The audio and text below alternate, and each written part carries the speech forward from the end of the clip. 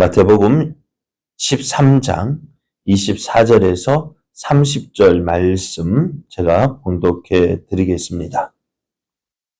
예수께서 그들 앞에 또 비유를 들어 이르시되 천국은 좋은 씨를 제 밭에 뿌린 사람과 같으니 사람들이 잘 때에 그 원수가 와서 곡식 가운데 가라지를 덧뿌리고 갔더니 싹이 나고 결실할 때에 가라지도 보이거늘 집 주인의 종들이 와서 말하되 주여 밭에 좋은 씨를 뿌리지 아니하였나이까?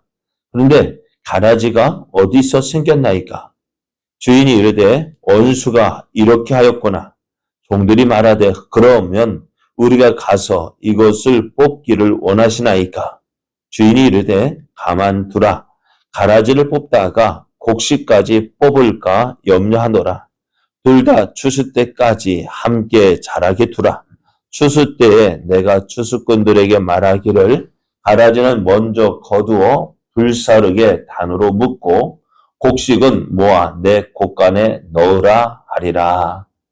아멘. 할렐루야. 임마누엘의 하나님께서 오늘도 우리를 통해서 일하고 계십니다.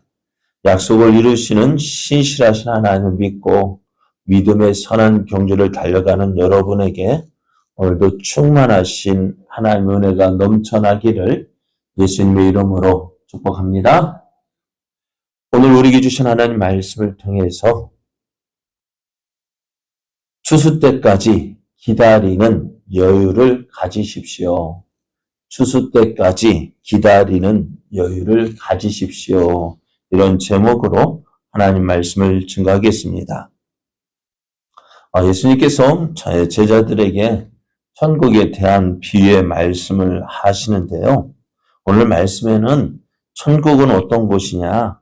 좋은 씨를 뿌린 사람과 같다라고 말씀하셔요. 그런데 사람들이 잘 때에 원수가 와서 좋은 씨를 뿌려놓은 밭에 가라지를 덧뿌리고 갔습니다. 그런데 그 사실을 모르고 있어요. 그러다가 싹이 나고 결실할 때 종들이 보니까 종들은 분명히 무엇을 뿌렸을까요? 좋은 씨를 뿌렸습니다. 그런데 뭐가 났어요? 가라지도 보이는 거예요. 종들이 이것을 보고 주인에게 알렸습니다. 우리는 좋은 씨를 뿌렸는데 그런데 가라지가 어디서 생겼냐는 것입니다. 그런데 주인은요, 그 이유를 알고 있습니다. 그것은 종들이 잘못해서 그런 것이 아닙니다. 종들이 잘못해서 다른 씨를 뿌린 것이 아니라 원수가 행한 일이었다라고 말씀합니다. 이제 종들은 주인에게 다시 묻습니다. 그러면은 우리가 가서 그 가라지를 뽑아낼까요? 라고 물어요. 그런데 주인은요, 이렇게 말합니다. 추수 때까지 그냥 함께 자라게 두라 하십니다. 그 이유가 뭘까요? 가라지를 뽑다가 좋은 것까지도 알고까지도 뽑을 수 있다는 것입니다.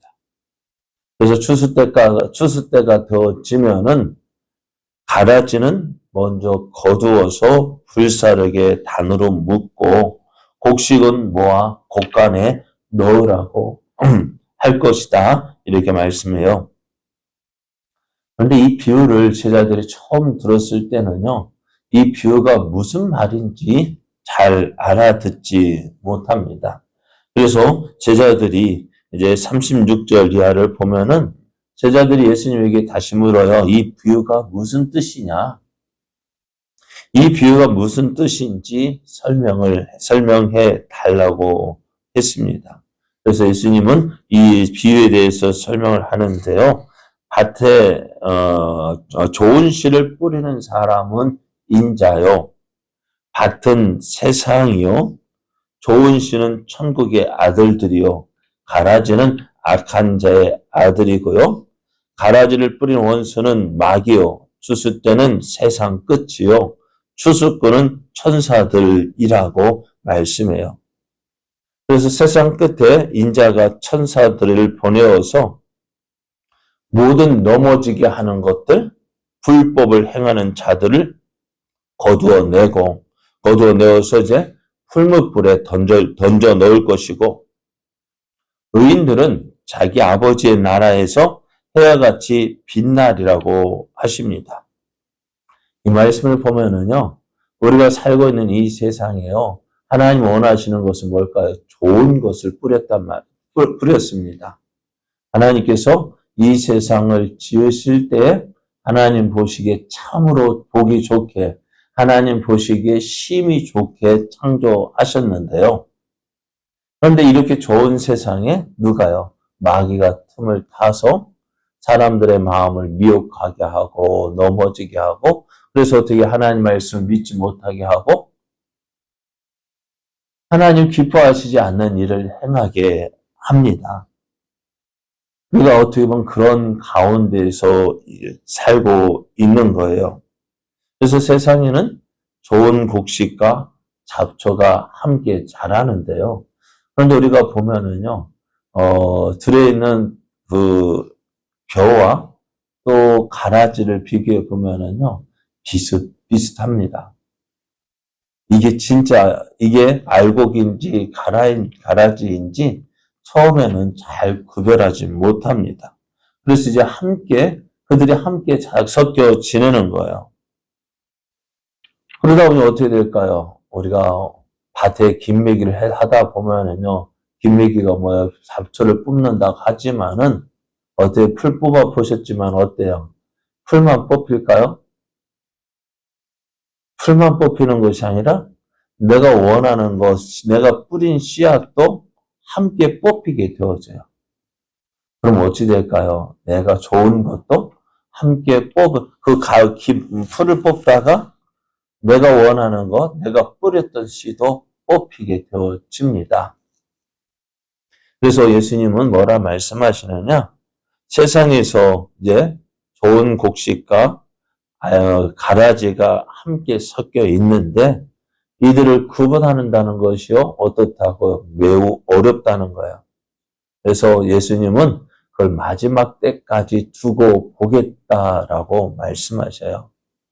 그러다 보니 오늘 우리는 이 말씀을 보면서요, 이 알곡과 가라지가 함께 있는데, 그럼 누가 알곡이고 누가 가라지일까?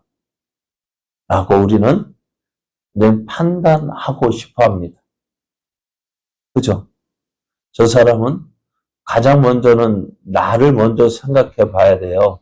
내가 누구일까? 내가 어디에 속했을까? 먼저 나를 보고 내가 먼저 무엇이 되기를 원해야 돼요? 알곡 되기를 원해야 돼요. 내가 알곡에 속한 자가 되어지도록 오늘 말씀을 듣고 어떻게 해요? 어제 말씀드렸던 것이 그러니까 길가밭, 돌밭, 가시밭, 또 좋은 밭, 이렇게 네 가지가 있었는데요. 사실 우리의 밭은 어떤 밭일까요? 이 네 가지 밭이 항상 공존하고 있어요. 내 심령이 항상 좋은 밭은 아니거든요. 그러니까 우리가 좋은 밭일 때도 있지만은요, 길가밭처럼 말씀을 들어도요, 그 말씀이 들어오지 않을 때 있어요. 그래서 어떨 때는 갑자기 막 은혜가 되는 말씀도 있고요. 그렇지 않아요? 우리 마음에 항상 좋은 것처럼 아멘 하고 받아들이는 것이 아니잖아요. 그래서 우리가 항상 성령 안에 거하도록 우리가 힘을 써야 되는 거예요. 그래서 내가 먼저 오늘 하나님의 은혜 안에 거함을 먼저 내가 하긴 해야 돼요. 먼저 내 자신부터 하나님을 기쁘시게 하는 삶을 살아야 돼요. 그렇게 살면서 믿음으로 살아가는데 어떨까요? 항상 좋은 일만 있으면 좋겠는데 그렇지 않죠. 내가 하나님 말씀 앞에서 하나님을 기쁘시게 하는 삶을 살기 위해서 노력하고 또 열심히 살아가는데 항상 좋은 일만 있는 것이 아니에요. 때로는 내가 원치 않는 일도 일어납니다. 그럴 때 어떻게 할까요? 모든 것 누가 잘못한 것 같아요? 내가 잘못한 것처럼 여겨집니다. 내가 왜 그랬을까? 왜 그랬을까? 하면서 스스로 자책하기도 하고요. 그 잘못의 원인 찾아서 어떻게 해요?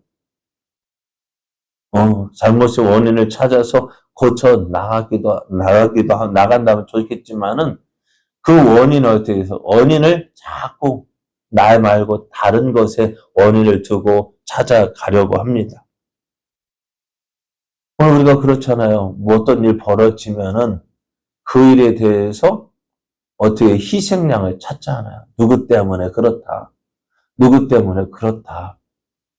이렇게 표현하면 그렇습니다만 이태원의 그 참사, 사고, 그것도 어떻게 보면 지금 하고 있는 것이 그거잖아요. 누구 때문에 그렇다.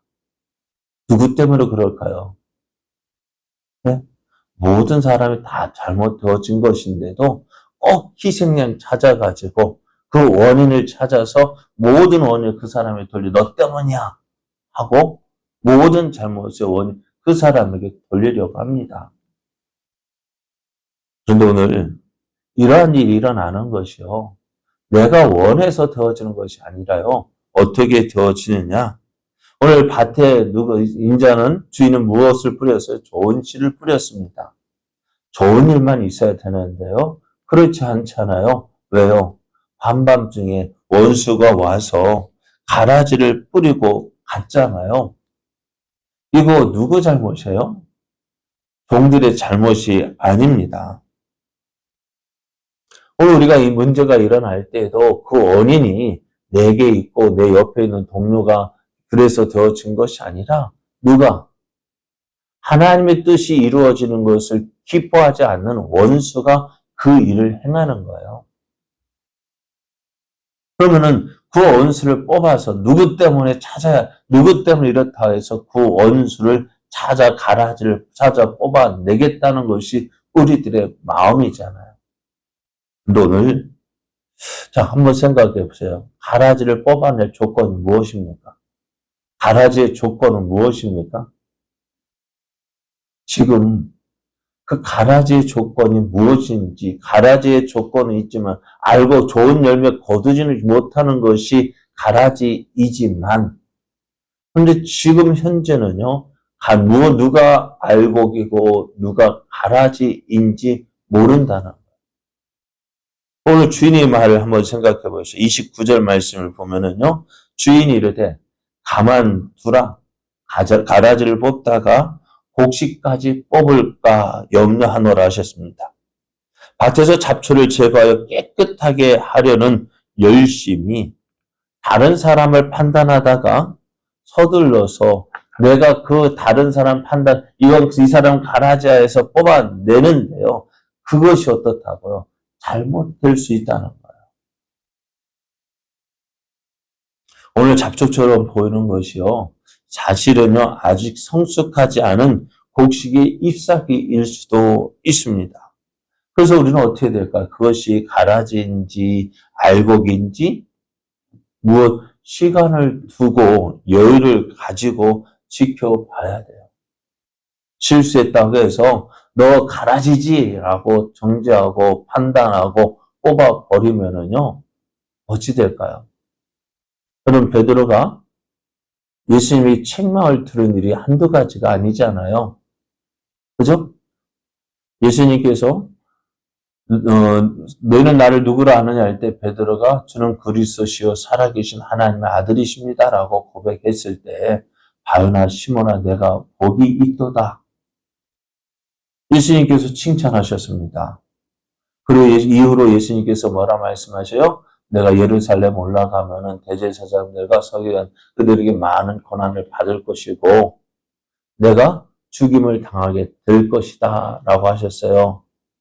그 말을 들은 제자 베드로는 어떻게 했습니까? 주여 그리하지 마소서. 그런 일은 절대 있지 않을 것입니다. 그래할 때 예수님이 뭐라 말씀하셨습니까? 사단아 물러가라. 내가 하나님의 일을 생각하지 아니하고 사람의 일을 생각한다면서 책망하셨어요. 그때 우리가 사단이라고 했을 때 베드로를 너 그 말했지 하고 그것에서 잘라 버리셨다면 어찌 되었을까요? 또 이 베드로가요, 예수님이 잡히시던 그날 밤에 어떻게 했어요? 분명히 예수님 베드로에게 경고하셨어요. 내가 오늘 밤 나를 닭 울기 전에 3번 나를 모른다고 부인할 것이라 할 때 절대 그런 일은 없을 것입니다 했지만요. 베드로 어떻게 했어요? 결국 예수님 말씀대로 닭 울기 전에 3번 예수님 모른다고 부인했습니다. 그때 예수님께서 예수님의 눈과 베드로의 눈이 마주쳤습니다. 그때 베드로는 어떻게 아차 했을 거예요. 예수님이 십자가에 달려 돌아가신 후 부활하셨어요. 베드로를 찾으실 때 베드로는 어땠을까요? 그 일이 생각나서 감히 거기에 들지 못했습니다. 우리 같으면 어떻게 했을까요? 베드로, 네가 그럴 수 있느냐 하면서 너 앞으로는 다시 나를 볼 생각하지 마 하고 버렸을런지도 몰라요. 그런데 예수님은 어떻게 하셨을까요?